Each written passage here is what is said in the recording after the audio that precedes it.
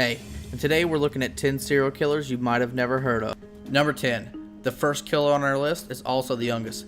Mary Bell. When she was 11, she strangled two boys, ages 3 and 4 years old, in Scotswood, England. After killing the 3-year-old, Mary Bell returned to the scene of the crime and carved a letter M into the boy's stomach with a razor.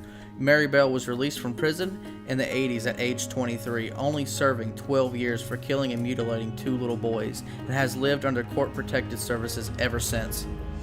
Number 9.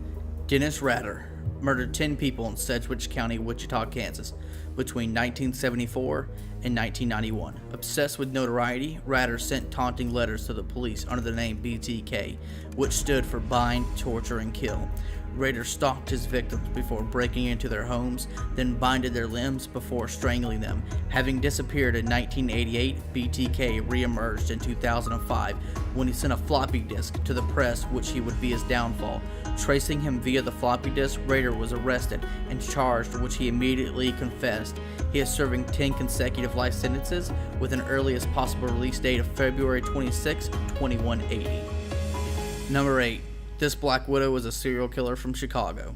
Tilly Kelmick is a woman who killed her husbands.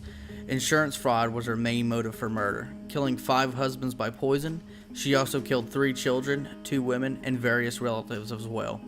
It would seem she had a sense of humor. When buying a dress for her husband's funeral, it was reported that when asked when he died, she would reply, 10 days from now. Tilly was eventually caught, tried, and convicted, and received a life sentence in prison, the longest sentence for a woman ever at that time in Chicago. She died in prison in 1936. Number 7. This British couple is Fred and Rosemary West. Years of abuse as a child led Fred to begin his reign of terror at 13, where he began raping girls, and it led Rosemary into prostitution around her early teen years. The couple meeting led to devastation that lasted nearly 20 years in the 70s and 80s. They would abduct young girls, keep them in their house, bonded in the cellar, and they would abuse and torture and kill them, and dismembered the bodies and buried them in their house. Among the victims were Fred's first wife, taking death to his part literally, his daughter.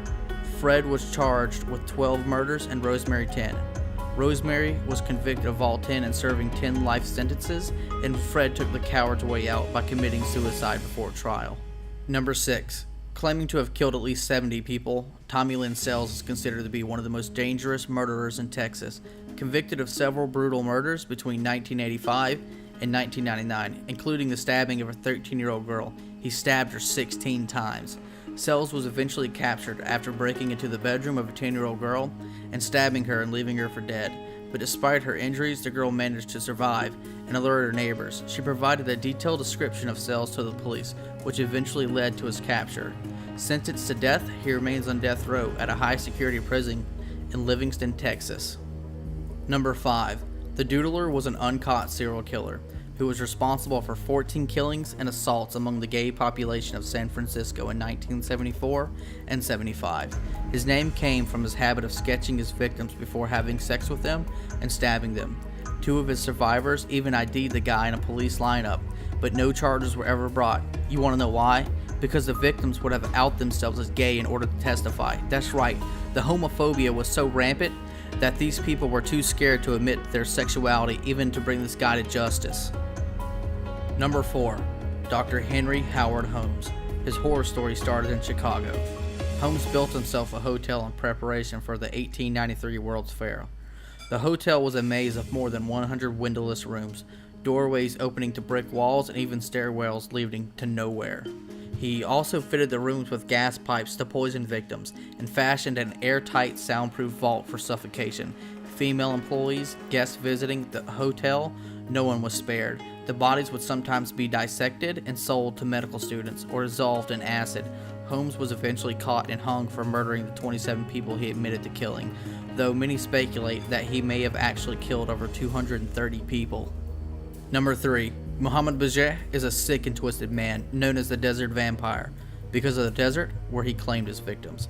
He was an Iranian killer and rapist. His target was young boys between the age of 8 and 15. Mohammed Bajeh did these acts over a year. He was caught and confessed to raping and murdering 16 boys. His sentence was too light if you ask me. His sentence was 100 lashes, followed by execution near the town where he committed his murders. In front of 5,000 people, Mohammed Bajeh was handcuffed to a post and lashed 100 times before a mother of one of the boys tied a nylon rope around his neck and he was lifted by a crane 30 feet into the air. Number 2. These 6 psychos are Victor and Igor, Ukrainian kids. Like any other 19-year-olds, they had dreams of fame and fortune. But these monsters had the idea to become 2 of the most horrific serial killers of the past 10 years, randomly and viciously killing 21 people and filming all of them, with the idea of uploading and selling the snuff films to make money. In the summer of 2007, they went on an unprecedented tour of terror.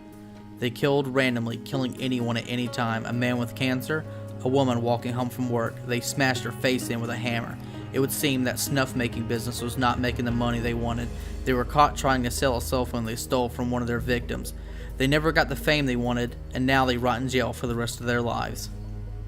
Number 1. Woo Bong-kan was a South Korean cop who undertook the largest killing spree in modern times. He left 57 people dead, wounded 35 before taking his own life. After a drawn-out argument with his girlfriend, he went to the police station armory of his local village he lived in, then proceeded to get absolutely tanked. He stocked up on weaponry including a rifle and grenades. He left. First, he went to the local telephone exchange where he shot 3 operators so no one could make a phone call out. Then he slowly went door to door, gaining entry because people trusted him as a police officer. He shot his victims in most cases, but in one case he took out an entire family with a grenade. This went on for 8 hours before he moved on to neighboring villages, then continued until he made his way through 5 villages, at which point he strapped 2 grenades to his chest, grabbed 3 hostages, and blew himself up. Thanks for watching the video, and remember, comment, like, and subscribe, and if you liked it a lot, share it. It helps me out a lot. Thanks, and I'll see you later.